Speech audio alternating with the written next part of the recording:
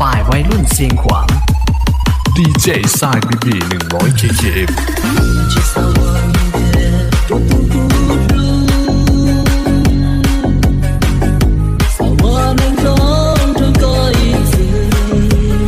ไม่เคยอยู่ในสายตาใครนอกจากคุณตำรวจฝ่ายเสียตุ้ยแดนเหนือ2499วัยรุ่นสปป.ลาว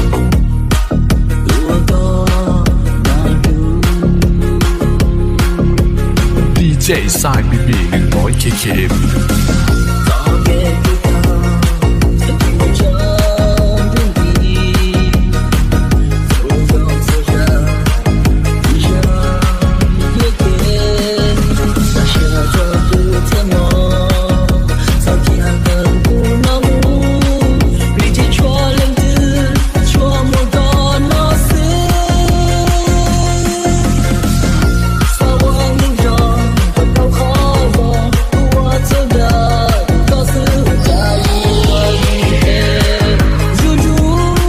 ดีเจสายBB 100 KKM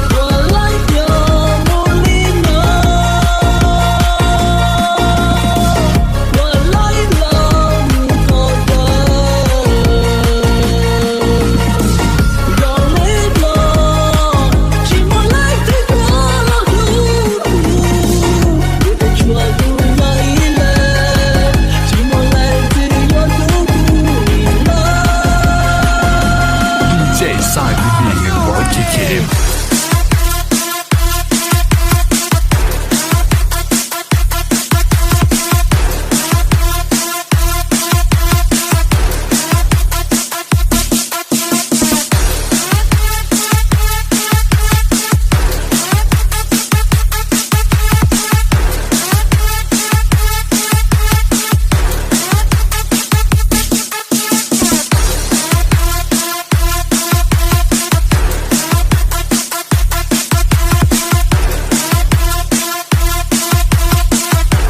ดีเจสายBB 100 KKM